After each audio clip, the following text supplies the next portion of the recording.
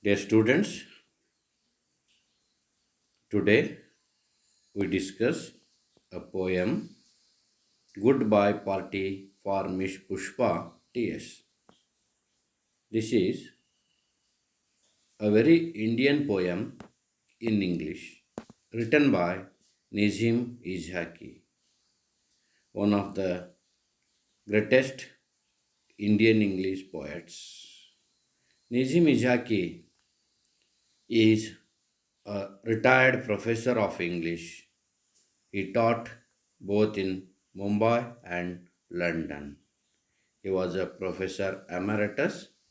He won the Sahitya Academy Award. He is a versatile writer, wrote many popular and thought provoking poems in Indian English. He has set a new trend in Indian English poetry with his rare organic sensibility and experiments in language. He inculcated local culture and sensibility in his poetry, blended them with the Western flavor. Though the background is of Indian, local, his flavor is of Western.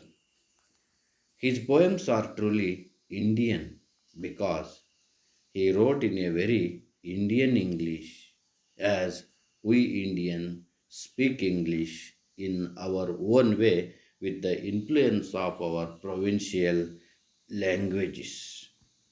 As an Indian speaker, English with his local pronunciation violating the norms of a British accent. Correct verb forms and other features they are rarely found in Indian English. There is a usual habit of using participles, ing participles in Indian English, and how we Indians speak English in the same way. He has made that fun in this poem, Goodbye Party for Miss Pushpa T.S. My dear students, you know, India recently is exposing to modernity due to colonization. In the post colonial world, we Indians wish to live like foreigners because we want to embrace their culture, their languages, their sense and sensibility in every walks of life. Before and after independence in India, it was a kind of a fashion for Indian youth to follow the gentleman quality of the Europeans, particularly the Britishers. Even Macaulay in India introduced English medium schools and colleges. Ever since the inception of English education in India, we are very much fascinated towards the British English. And most of the colleges and universities, the medium of instruction was English.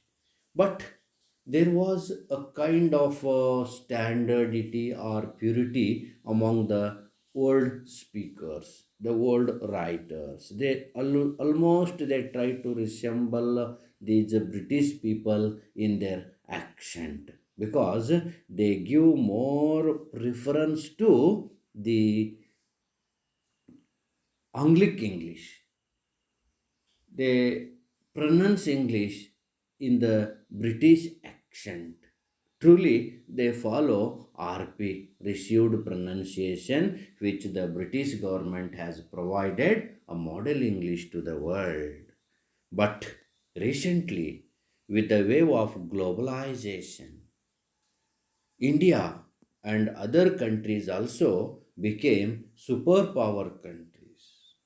And many people began to embrace American culture, leaving behind the legacy of Britishers. That is how the youth of India, particularly, swayed away to the global trends of America, and there started hybridization in the use of English. Today, in the global world, English is not remained as Anglic. It has become a kind of you see a kind of highly heterogeneous and mixed language in the world, and it is very much affected by our provincial dialects or languages. We have, for example, English, Hindi plus English, Kanglish, Kannada plus English, Manglish, Marathi plus English, Thanglish. This is how in India, as many as languages we have, our tone of English has changed. So here is a sample, an illustration of Indian English that Nijim Izhaki has brought out in this poem. And he wanted to show in this poem mainly two things: how Indians are speaking English, one thing; secondly, how in the colonial world the Indians embrace British culture. For example, drinking, going to party, celebrating birthdays, celebrating the different days, and also giving parties, going abroad. Going abroad was a kind of event in a family. It is a great achievement. Even you might have read in the newspaper, Videshi Prayana. Huh? Such things, it was a kind of celebration for Indians to go abroad, either in the you see ship or in the aeroplanes. But now it has become common. Man moves from one corner to another corner of the world easily. There is no kind of restraint, and it is not a celebration at all. But in 90s, 80s, and 90s, or in the beginning of 21st century, it was an event. Indians celebrate the foreign going. In this poem, the poet tries to ridicule how the upper class people in India gradually embrace the British culture, the British manners, and the British language. It was a trend in 1980s and 90s, but today it has become common. So to read this poem, you need to go back 30 to 40 years. Then you understood the reality, how we Indians were forcibly amalgamated or embraced the British culture in all its sense: food, dressing style, giving parties, speaking language. In every aspects of life, we used to imitate the British people. Of course, today such things are prevailing in India, but it is not given importance. It is not given because it has become common routine aspect. It is not a event or it is not a celebration today, but in the beginning, Indians are too much fascinated towards the British language and culture, and here Nijam Ijhaki tries to focus these two important things in this poem. Let us read the poem and try to see the use of Indian language by an Indian, English language by an Indian here. Here is a lady, Miss Pushpa, who is going abroad, and to celebrate that occasion, she has arranged a party, and she has invited the people of her class, and on that occasion she is giving a speech. This poem is not so significant, but it is a kind of a kind of a situation the poem creates, how Indians were. See, in this poem, Pushpa speaks, and when we are arranging a parties, you so we follow some conventions. We functions. We follow some conventions. That is anchoring, welcome speech, and and you see vote of thanks. All these formalities we do follow when we have arranged a function or party. Here is also a function which is arranged on occasion of bon voyage. Bon voyage means Videshi Prayana. Okay, let us read the poem. Friends, he says, friends, our dear sister is departing for foreign in 2 to 3 days. See the Indian English? Friends, our dear sister, Miss Pushpa, is departing. Actually, depart ಅನ್ನೋ ಶಬ್ದನ ನಾವು ಈ life ಎಂಡಿಗೆ ಅಂದರೆ is departed ಅನ್ನೋ ಪದಕ್ಕೆ ಉಪಯೋಗ ಮಾಡ್ತೇವೆ. ಅವ ಸತ್ತ ಅನ್ನೋ ಶಬ್ದಕ್ಕೆ. ಆದರೆ ಡಿಪಾರ್ಟಿಂಗ್ ಮೀನ್ಸ್ ನಮ್ಮನ್ನು ಅಗಲ್ತಾ ಇದ್ದ, ಅಗಲಿದ ಅನ್ನೋ ಪದ. But we Indians do not know. I am not blaming anyone, but it is a kind of habit because we lack vocabulary, and we can't place proper words in proper context. That is why it would create a kind of laughter or humor when we speak English, because we don't know the relevance of the word many times. We use them without, unconsciously we use them, and ultimately we become the victim of ridicule or humor or laughter. But in reality we don't know the relevance of the context and the relevance of the word. That's very important.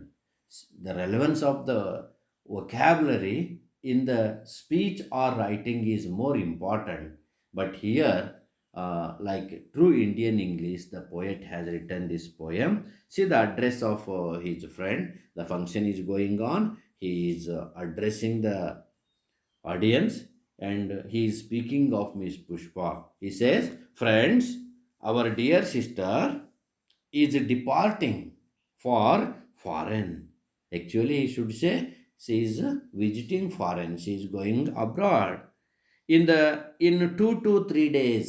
This is also Indian English. In 2 to 3 days, in one ಎರಡು ಮೂರು ದಿನ ಅಂದರೆ we are not particular, we are not definite when she is going. This is the way of talking in India. It is a kind of a kind of rumor. We are not definitely saying that on such and such date, such and such day she is going. Say approximately, this is again Indian sensibility. In 2 to 3 days she is going foreign, and we are meeting today. See, actually it should be we meet here in order to celebrate the occasion that our dear sister Miss Pushpa is going to foreign. But the same thing is expressed in this Indian English. You see, we are meeting today to wish her bon voyage. We have gathered here just to wish her bon voyage. Bon voyage means Videshi Prayana. And You are all knowing friends. See the language. You are all knowing friends.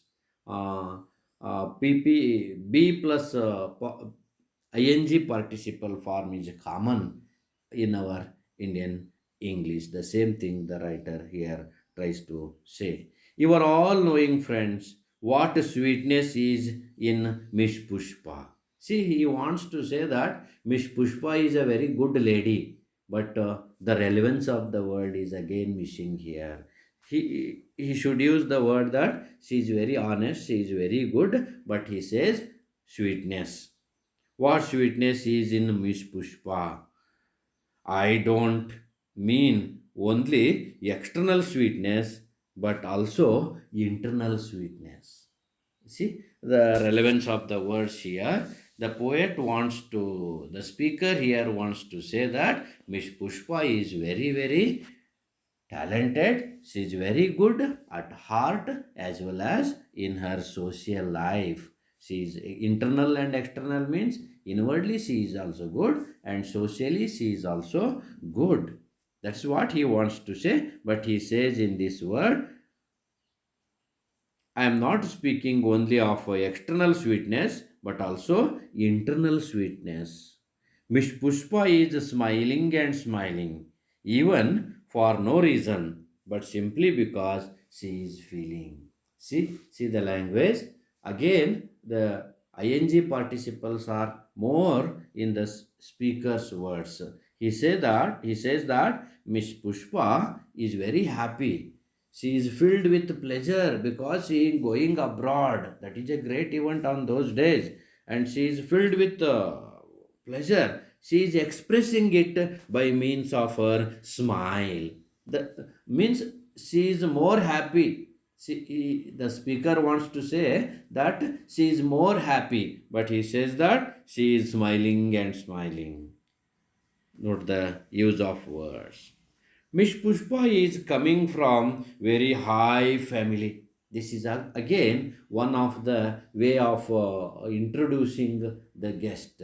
Uh, Usually in all these sentences, the writers, the speaker should speak in simple present tense, but he is speaking in present progressive or present continuous tense. Miss Pushpa comes from a very high family. He wishes to say that she comes from a very big family, very aristocratic family. But he says, he used the word, again see the relevance of the word here. Miss Pushpa is coming from very high family. Her father was a renowned advocate in Balsar or Surat. See, we speak without any certainty. That is again one of the Indian way of expressing the things. We speak as if we are speaking really, but in reality, we are uncertain of certain facts. When the speaker is saying that her father, either from Surat or Balsar, he says she comes from a very high family, very rich family. Her father was a renowned advocate. He was a very popular advocate in Balsar or Surat. I am not remembering now. This is again the use of a kind of English. He is not remembering whether it is Surat or Balsar. Oh, ultimately he says, oh, it is Surat. I have got the idea. I have got the fact that, oh, it is Surat. Huh, yes. Once only I stayed in Surat. You see, many times we Indians, when we are speaking one thing, but we deviate and speak different things. Very often we take the listeners in a diverse way. We are not bother about the main subject. ಏನೋ ಒಂದು ವಿಷಯ ಮಾತಾಡ್ತಿರ್ತೀವಿ, ಮಾತಾಡ್ತಾ ಮಾತಾಡ್ತಾ ಬೇರೆ ವಿಷಯಗಳಿಗೆ ನಾವು ಎಳ್ಕೊಂಡು ಹೋಗಿಬಿಡ್ತೇವೆ. ಅದೇ ಥರ ಇಲ್ಲಿ ಸ್ಪೀಕರ್ ಹೇಳ್ತಾ ಇದ್ದಾನೆ. ಅವ ಪುಷ್ಪಾಳ ತಂದೆ ಅಡ್ವೊಕೇಟು ಈಸ್ ಫ್ರಮ್ ಸೂರತ್ ಅಂತ ಹೇಳಿ he started telling his way. Once I visited to Surat. This is again the Indian mentality that in a familiar way when we are speaking, very often we deviate from the normal way of speech, and we filled the things with the different diversified aspects. Once only I stayed in Surat with family members of my uncle's very old friend. His wife was cooking very nicely. That was long time ago. Again, see the Indianness. That was long time ago. His wife was very expert in cooking. I stayed in Surat with the family members of my uncle's very old friend. See, his uncle's very old friend, family members he was living with. This is how roundabout ways of saying things. ಅವರ ಕಾಕನ ಮಗನ ಮಗಳು ಈ ಥರ ನಾವು ಭಾಷೆ ಬಳಕೆ ಮಾಡ್ತೇವಲ್ಲ provincial ಲ್ಯಾಂಗ್ವೇಜ್ನೊಳಗೆ, ಅದೇ ಥರ ಇಂಗ್ಲೀಷನ್ನು ಇಲ್ಲಿ ಸ್ಪೀಕರ್ ಬಳಸ್ತಾ ಇದ್ದಾನೆ. Coming back to miss Pushpa. After telling these things, the speaker once again draw your attention to Miss Pushpa. Her father was from Balsar, Surat. He was a renowned advocate, and the speaker also visited that place once. Coming back to Miss Pushpa, she is most popular lady. See, the poet, the speaker wants to say that she is very talented lady. She is very familiar, but he says she is most popular lady with men also and ladies also. He wishes to say that she has a good number of friends, both men and women. ಅಂದರೆ ಅವಳು ನೇರವಾಗಿ ಹೇಳಬೇಕಾಗೈತಿ, ಅವಳು ಭಾಳ ಫೆಮಿಲಿಯರು, ಅವಳಿಗೆ ಏನು ಸ್ನೇಹಿತರು ಭಾಳ ಜನ ಇದ್ದಾರ. ಅದ್ರಾಗ ಮೇಲು ಮತ್ತು ಫಿಮೇಲು ಗೆಳತಿಯರು ಇದ್ದಾರ, ಗೆಳೆಯರು ಇದ್ದಾರ ಅಂತ ಹೇಳಬೇಕಾಗೈತಿ. ಅದನ್ನು ಅವ ಈ ಥರ ಹೇಳ್ತಾ ಇದ್ದಾನೆ. She is most popular lady with men and also ladies also. Whenever I asked her to do anything, she was saying, just now only I will do it. Means she is very quick in action. Whenever the speaker asks to do it, she says that just now only I do it. Just now only I do it. Means she is very quick in her action. She is very familiar. She has a good number of friends. That is showing her good spirit. She takes everything in a good spirit. She says, just now only I will do it. I am always appreciating the good spirit of Miss Pushpa. The speaker says that she is very good spirited lady. Pushpa, Miss is never saying no. Whatever you ask to do, she never says no. Always she is ready to do something. Whatever I or anybody is asking, she is always saying yes. If someone asks her, she says, yes, I will do it. She never says no. And today, she is going to improve her prospect. Miss Pushpa is going to foreign in order to improve her career, her prospect. She wants to change her life. And we are wishing her bon voyage. On this happy occasion, we have gathered here to wish her bon voyage. Now, I ask other speakers to speak. After saying few words about Pushpa, the speaker invites other friends to speak on Miss Pushpa T.S. And afterwards, Miss Pushpa will do summing up. He also says that I let the mic to others, and after they express their feelings, lastly, Miss Pushpa is going to sum up the occasion. This is how. See the lines of the poem. He speaks about Miss Pushpa, but the language almost it is in present continuous tense, and also not only the experiment of language here, the how Indians are gradually embracing the British culture. Today, everything is okay. We celebrate the parties even greater than the foreigners. We have adopted it. many things that Indians learned from British. For example, cricket.